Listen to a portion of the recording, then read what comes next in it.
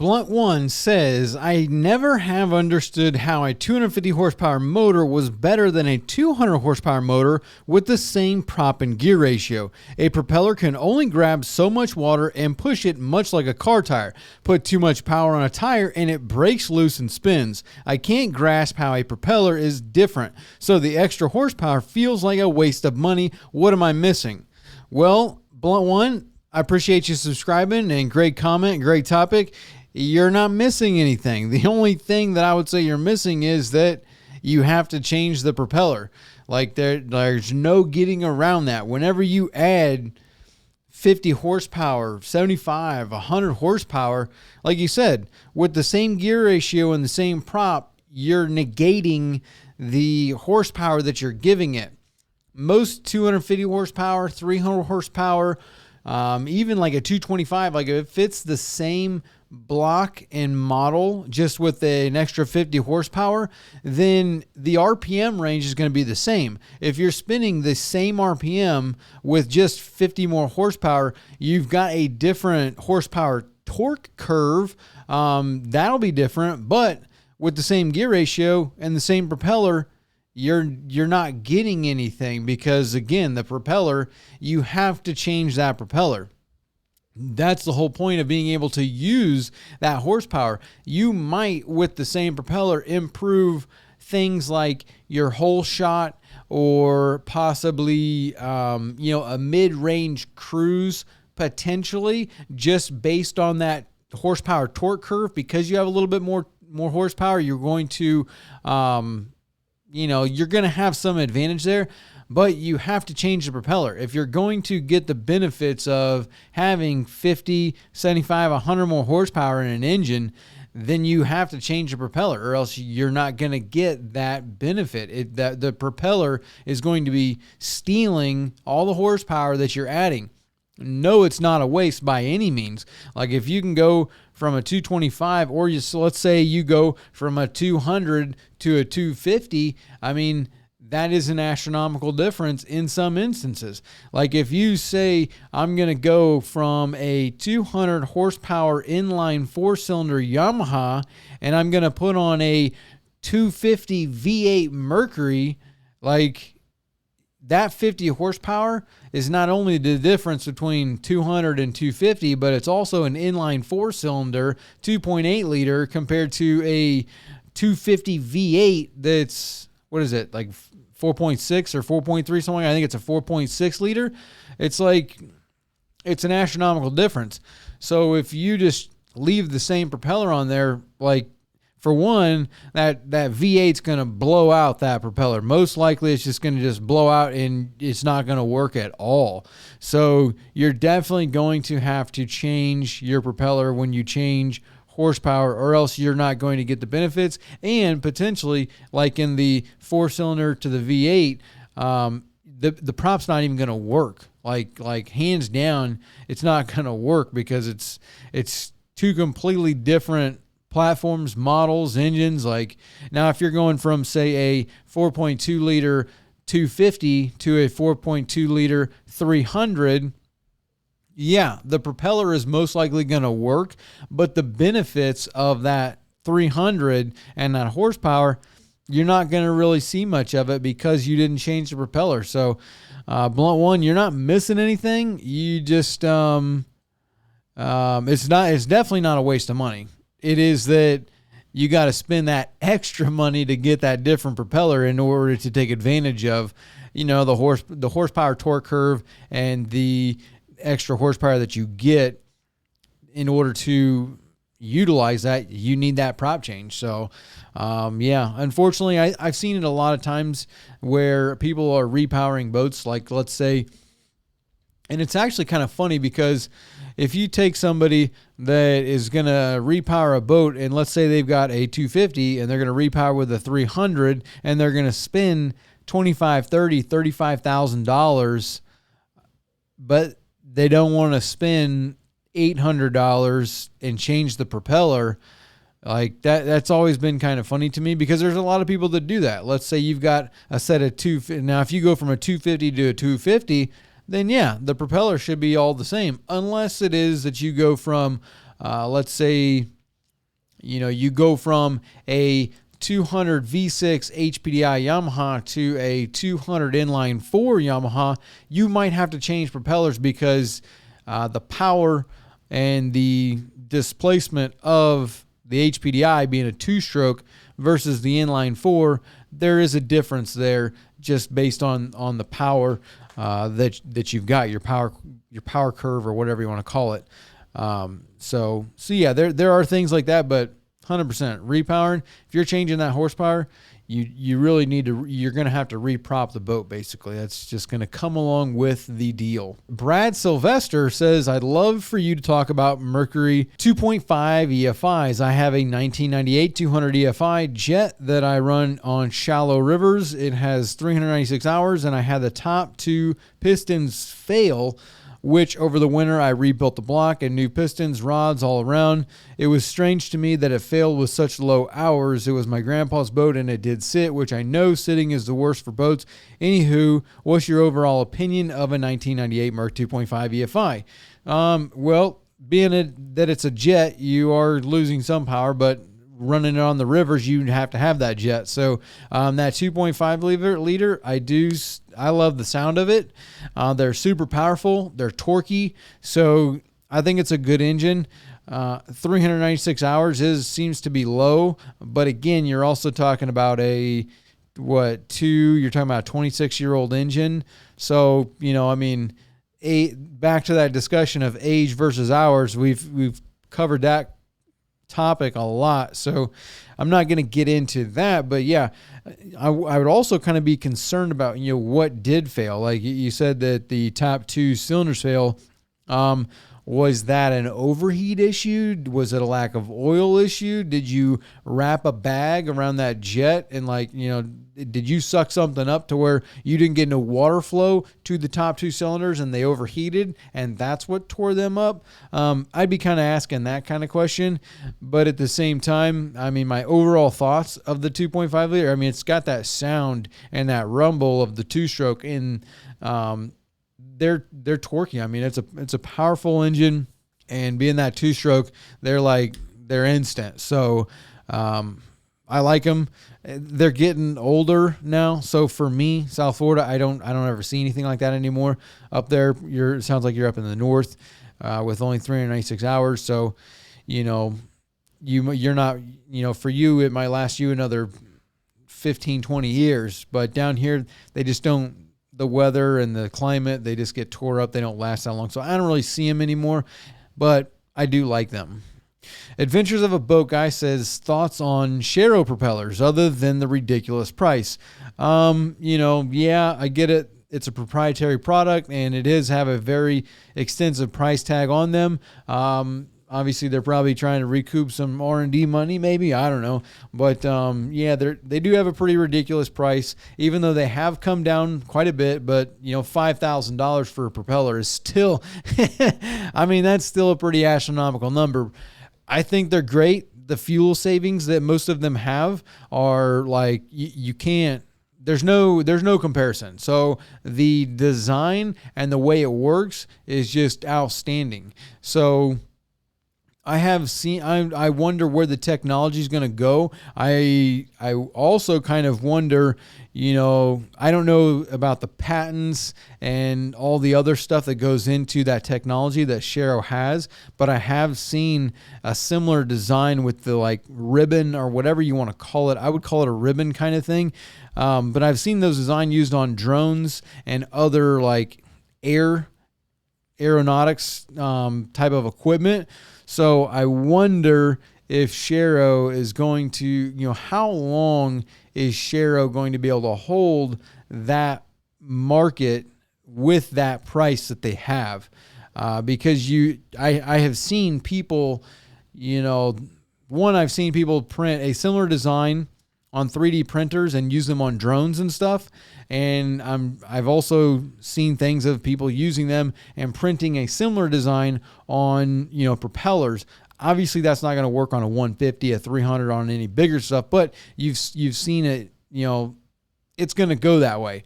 The product is there. People can see it. People can copy it. So I wonder, are they going to be able to hold the market with the price tag that they have, or at what point in time does it become more, more economical for the average recreational boater to be able to buy. Because if you can buy a propeller for $500 or you can buy one for $5,000, your average person's not going to be able to buy that. So they're priced. That's a whole discussion all of its own, but you cannot negate the benefits. So, all the research and the data is there. I mean, they're outstanding. So, I've seen people that have gotten like a 40% fuel economy increase. I mean, so it is an astronomical number on the economical side of the propeller and its design. So I think they're awesome. I think they're, the problem with the price is obviously a problem with the price. And, you would think that given the ability that there is in the designing of a propeller and the manufacturing of a propeller. I mean, look at Mercury. Mercury pumps out props all day long. Like, they make hundreds of thousands of propellers. So you would think that, what if Shero would just license the technology? I mean, if they would license the technology to Mercury and have Mercury pump out all these Shero props, I mean, they could dominate the market crazy, but I really don't know. I'm just talking here. So there's probably a lot more to it besides that. But as far as my thoughts on them, I think they're great. They're outstanding. The benefits are there. The performance is there. The fuel saving is there. But like you said, a $5,000 prop is, a pretty ridiculous price. So those are my thoughts. Mel says, good videos, bro. A question, maybe you can help me. Do you know what is the torque that the screws of the bypass cover on an Evinrude 115 1994? I can't find the information anywhere. Thank you, Mel. I don't really know the torques of the screws, the bypass. So what is that? Is that your water cover? Is that your thermostat housing? Is that the poppet valve cover that you're talking about? If it's a cover, it's not going to be much. I wouldn't put too much thought into it. I wouldn't be getting all out of control looking for torque specs and trying to torque a bolt to a specific thing. If it's, if it's just holding like a shroud, if it's holding a water cover on, something like that, it's probably not that big of a deal. And there's going to be an O-ring and a gasket that's going to do the sealing. And those kinds of covers, like, it's not a lot. And for me, I feel it. So I don't even, I don't torque a lot of stuff because I can feel it. And I know it's not a lot. An M6 bolt is going to be like 2 to, 7 foot-pounds maybe. And then an M8 is going to be like 10 to 20 foot-pounds. So depending on if you're using a 1/4-inch ratchet or you're using a 3/8 ratchet, it's not as much as you would think. 5 foot-pounds is nothing. So most likely it's going to be like an M6 bolt. Most M6s, like I said, is like 2 to 6, 2 to 7. I mean, it's not a lot. So I would probably be just tighten it till it's good and tight and then roll out. You don't need to get too wild with it. If it's a cylinder head or something like that, totally different. If you're torquing a lower unit on a rebuild, a power head, that's totally different. But on just a cover of something, and again, a small bolt, it's not going to be a lot. So if it's got an O-ring or a gasket there, I wouldn't get too concerned about it. Just tighten until it's tight. Don't break the bolt. M76 says, I just bought a 2016 Sportsman 234 tournament with a Yamaha VMAX 200 show with only 114 hours on it. Is there anything I should pay particular attention to with that motor? I've heard of potential making oil issues. Not really. I would just do a visual inspection. 114 hours is not a lot, so whoever had it has not put a lot of time on it. And that's a performance engine. It's a VMAX 200 SHO, super high output. So a lot of them, the making oil issue on the SHOs, it's not like it's a 3.3 on a 3.3, totally different problem with making oil. Whereas the SHOs that are making oil, a lot of it has to do with people are, it's a super high output engine. And a lot of people are using it like it's a super low output engine. You're just idling around and putzing around and you're not really using it. It's not getting, you're not running wide open throttle and using it for its super high output. And that kind of plays a part into the making oil that you've seen on the SHOs. Also, a lot of them are the propping. So most of the SHOs that make oil, it's a propping issue and a running issue. It's not an issue with the engine. So, that's kind of my 2 cents. It's a great engine. So I would just do a visual inspection of it. My guess, spark compression going to be solid, 114 hours. So it's like brand new. And, the person said, I think the person you said bought it from didn't have any issues. So no, I think you'd be all right. I wouldn't be too concerned about it. If you baby it really, like if you just baby it all day long and it starts to make oil, use some ring free and, run it hard every now and then. Like again, super high output. It's a performance engine, I guess you would say. So they like to be ran like that. They're not really made to be, idling behind a pontoon boat, just idling all day. FG, can you replace the cylinder sleeves in the older Merc 2-strokes? It depends on the model. Older, yeah, some of them you can replace the sleeves, some of them you can't. So depends on the model. I don't really know. You didn't tell me a model or anything like that. So some of them you can, some of them you can't.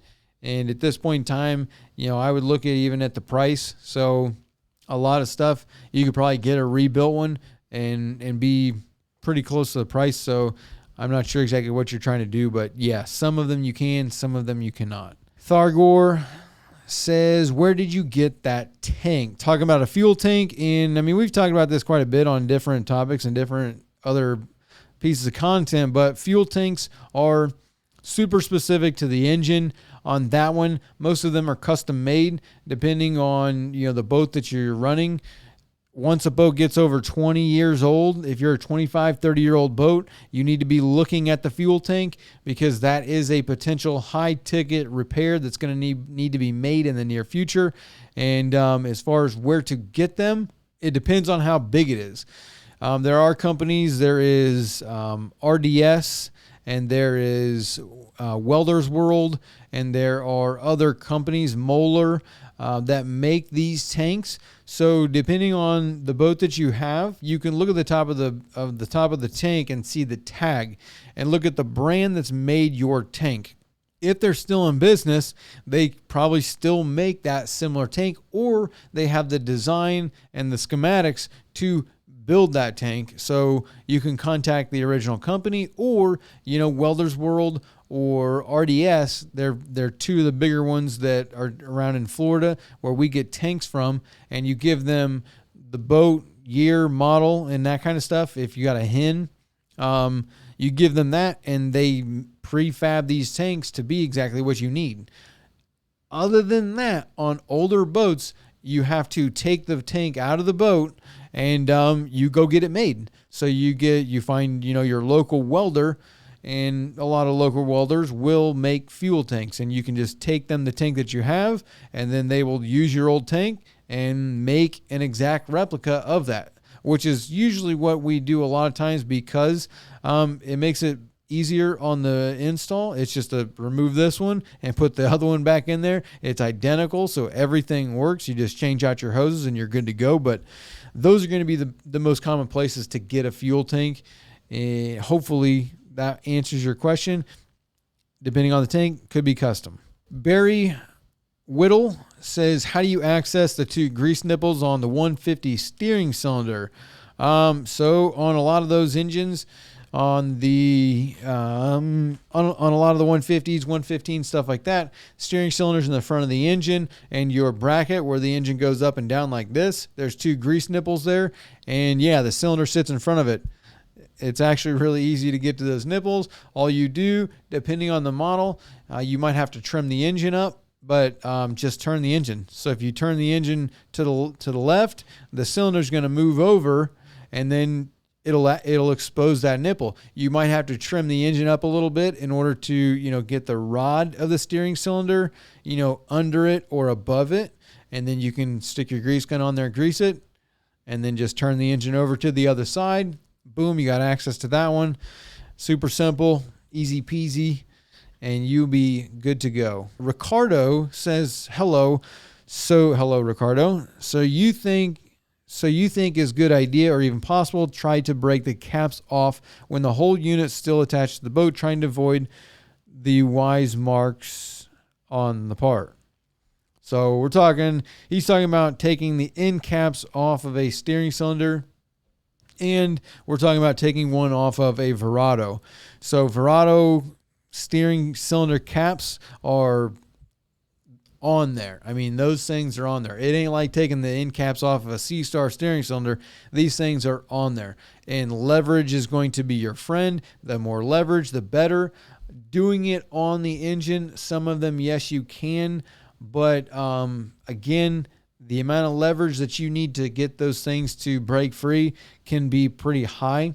And, with the cylinder on the engine, I would, you might want to take it off depending on how tight the caps are. But sometimes you don't have a choice and you have to heat those up. So I would, trying to avoid the marks. The wise, he's talking about the vice marks. So he's trying to avoid vice marks.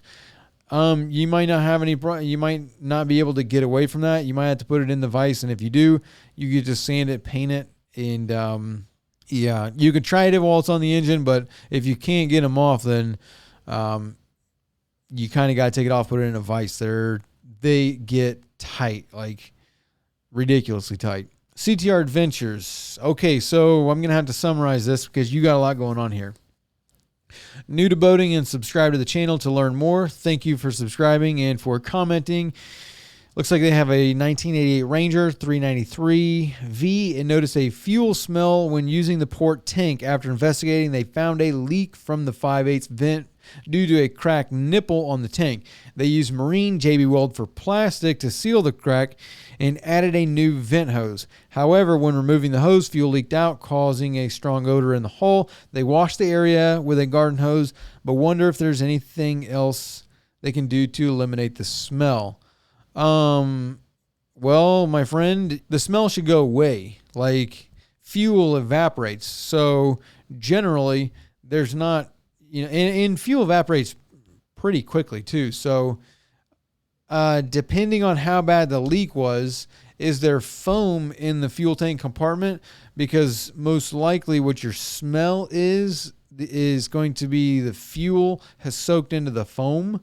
And you've got, that's what's holding the smell. But if it's just fuel, I don't think that you are smelling, the amount of fuel that's in the vent line that you took off, or even if the tank was full. I mean, even if you poured out, 2 quarts, even if you poured out a gallon of fuel in there, it wouldn't take that long for that to evaporate. And then also, when you wash it out with the water, it's, you've diluted it and it's, you've washed it out.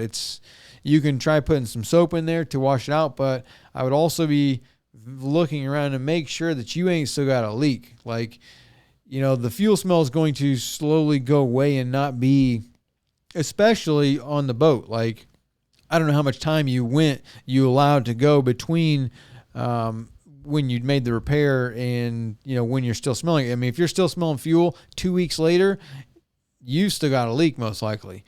And if it's just the next day, all right, it might still smell like fuel for a day or two, but I would leave it open to the air, like leave the top off of the fuel tank access, let it air out. You don't want to, if you close it off, then it's not gonna evaporate as quick, and it's not going to just go away. So you want it to air out. Anytime you get a fuel, something like that, you need to let it air out so that way it can evaporate and, go away. But that's about the best I can say. Hopefully you don't still have a leak and that it is, just some residual, and hopefully it wasn't that amount of time, but that's unfortunate. I love the JB Weld plastic weld. Hopefully that works. I mean, if it is I don't know much about Ranger 393. I mean, I don't know. It must be a plastic tank. At 1988, whatever kind of tank that is, I mean, if that's the original tank and you're talking about you're talking about a 36-year-old fuel tank, you might need a new fuel tank. It is possible. Unfortunately, trying to not give you the worst case scenario, but I mean, reality's reality. Tyler says, hey, great video. Thank you, Tyler. My family is actually on the same house in Key Colony, right down the bay from Shelter Bay for 35 years, and we have kept several of our boats there. I just bought a 2014 with Generation Bs, and it has the tilt limit problem that you mentioned on the middle engine that hits the transom rod holder. How do I reset it? So, thank you, Tyler, and that's awesome. Key Colony's sweet. Shelter Bay's great, and I love it down there. The Generation Bs, those are Yamaha F350s. We're talking about the engine being tilted up and you setting the tilt limit. So whenever he tilts his engine up, it's like the cowling is hitting the baggage. Probably got rod holders on the transom. So when he tilts his engine up, boom, it's hitting those rod holders, probably cracking the cowling.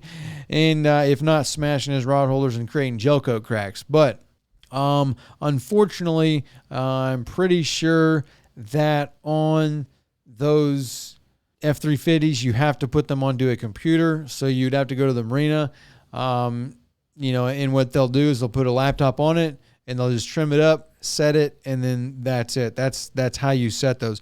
On those, other than that, I don't think, I'm trying to think, depending on what gauge you have, if you've got, I want to say there was one display that allowed you to set the trim, but I'm not 100% sure, and I'm not sure what units you have.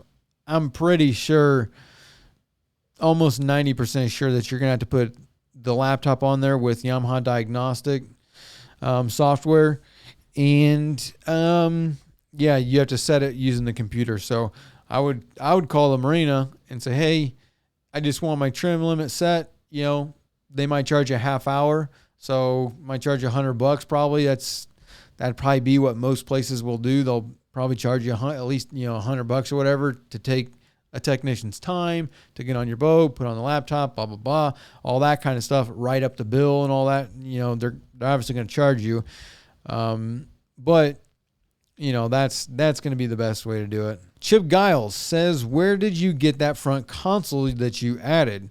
This is talking about the bully netter. So on the bully netter, a bully netter is a boat used for lobstering, for shrimping, for other things, where there's a console in the front of the boat. Usually it's built on like a 13 or a 15-foot Boston Whaler, McKee Craft, Carolina Skiff, shallow water boats that have very minimal draft, and you build a platform on the front of the boat. You put a console up there so that way you can stand at the console, drive the boat, and you can look directly down the front of the boat over the bow into the water, and you can drive that up into really shallow areas. And for bully netting, it's for lobster. So at night you have lights on it, you put the lights in the water, it lights up everything in the water, and you can run along on the flats in 2 feet of water and see lobster crawling around on the flat, and you can net them out of the water.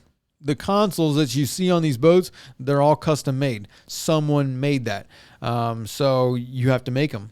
I don't know anywhere else in that. What I would do, depending on where you're at, you're going to want to call your local fiberglass guy, or you're going to have to make it yourself, which, depending on, how much you want, what exactly you want, they're not that bad to make a console. I mean, I think it probably looks worse than it really is, but you make them out of foam, and they're actually probably pretty easier than you might think. You just build the foam, just like using wood.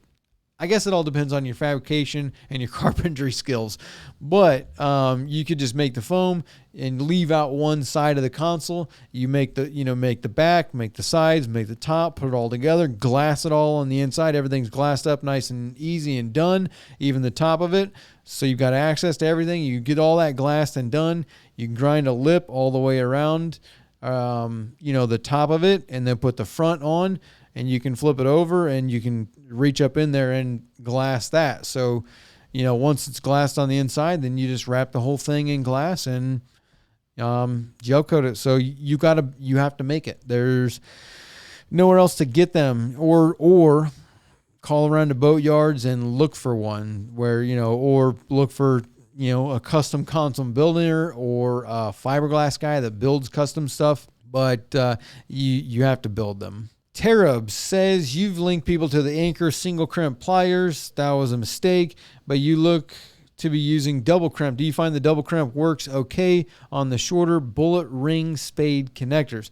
100%. The double crimps, that was my mistake. We pulled the wrong link and we got that fixed. It's linking to the double crimpers, talking about crimpers for electrical connectors. And Anchor makes by far the best crimpers there are for, doing electrical work on a boat. They are the double crimpers.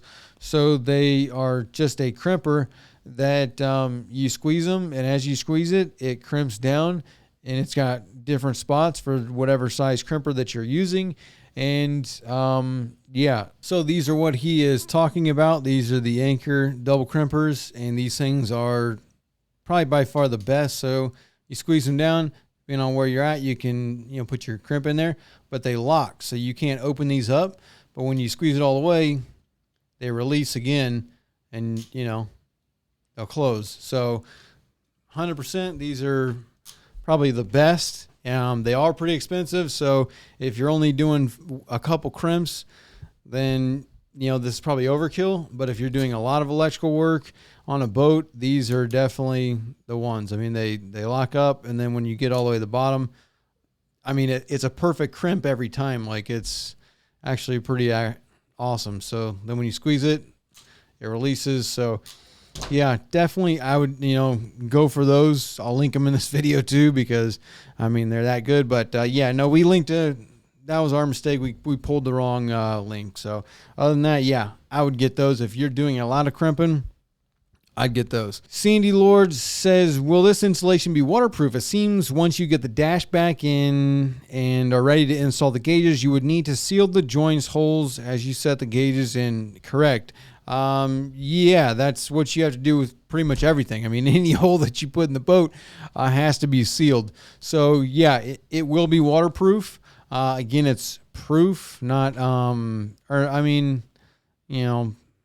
I guess waterproof's not really the right word to say, because eventually everything's going to leak, because you have to use sealant, and a boat is always flexing. Everything on the boat is flexing, so nothing's ever 100% waterproof. But yeah, the gauges have gaskets on them, and I will also seal them when I put them in, and I will seal all the dash when the dash gets put in. So everything gets sealed.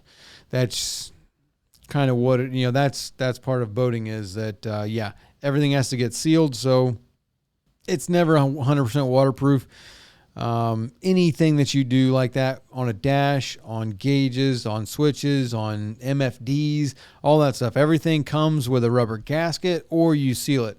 A lot of people will use the gasket and just have that as a damper, but they'll still seal it when you put it in. So that's what I like to do.